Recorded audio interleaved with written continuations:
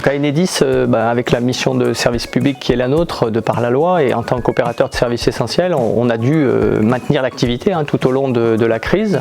Même pendant le confinement, il faut qu'on continue à assurer l'essentiel de nos missions pour que l'électricité continue d'être disponible pour tout le monde pendant cette période. La première des missions et des responsabilités, c'est d'assurer la sécurité des salariés, des clients, de tous ceux auprès de qui on intervient. Donc la première des choses, ça a été de réfléchir à c'est quoi les mesures de protection et les mesures de prévention qu'on peut prendre pour protéger nos salariés. Donc fourniture de matériel, de masques, de gel hydroalcoolique, de désinfectants, toutes les solutions qui permettent de se protéger individuellement. Après, il a fallu effectivement organiser aussi la rotation des équipes de manière à s'assurer qu'on a toujours du personnel disponible pour assurer notre mission. Autre solution qui évidemment on a déployée rapidement, c'est la massification du télétravail, puisque ça permet de continuer tout un tas d'activités à distance en respectant les règles de précaution, et donc ça nous a permis de continuer en fournissant des micros portables, en fournissant des solutions de téléphonie à distance. Ça nous a permis de continuer une partie de notre activité depuis le domicile. Il a fallu aussi être créatif sur les modalités d'organisation du travail. Ça passe par une adaptation des horaires, une adaptation des lieux de travail, de manière à ce que chacun puisse trouver un endroit où exercer son activité dans des bonnes conditions de sécurité. Après, on s'est aussi occupé pendant cette période de crise d'être solidaire avec toutes les autres entreprises, et notamment tous nos entreprises sous-traitantes pour qui on a accéléré les délais de paiement, et ce qui a conduit à ce qu'on puisse être salué par la ministre parmi les 10 entreprises exemplaires en la matière. Donc on est assez fiers de cette solidarité. On a aussi contribué évidemment à fournir les services de santé en masques FFP2. On a restitué la totalité de notre stock de masques FFP2 via la préfecture et l'agence régionale de santé pour qu'ils soient mis à disposition auprès des services médicaux.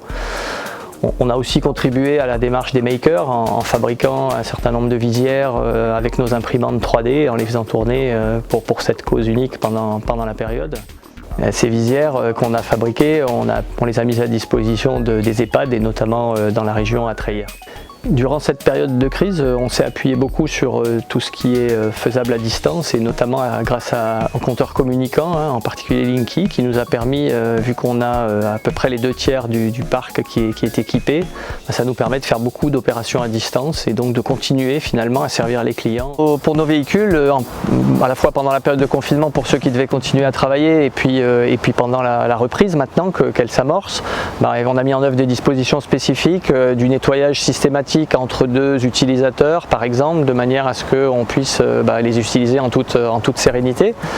Ça nécessite beaucoup d'échanges, beaucoup de dialogue, beaucoup de partage avec les salariés, avec les managers, avec les partenaires sociaux, de manière très régulière, de manière à ce qu'on construise ensemble les solutions, qu'on explicite les modalités pratiques que l'on met en œuvre.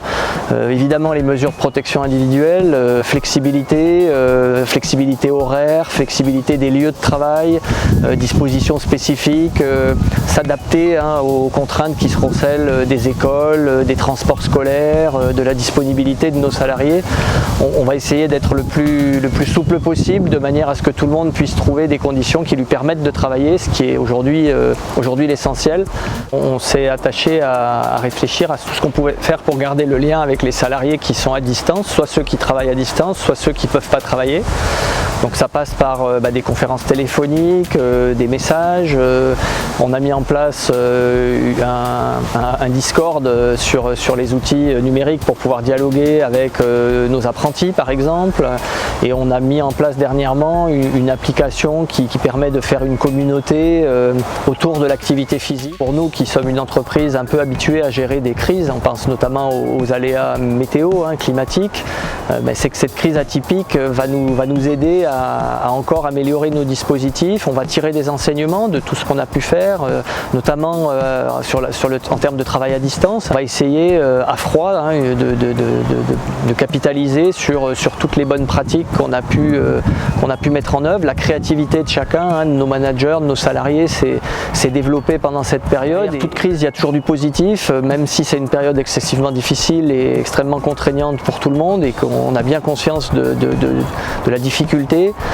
On va s'attacher maintenant à jouer notre rôle à plein pour aider à la relance de l'activité économique, et on va essayer de positiver tout ce qui peut sortir d'une période comme celle qu'on vient de vivre.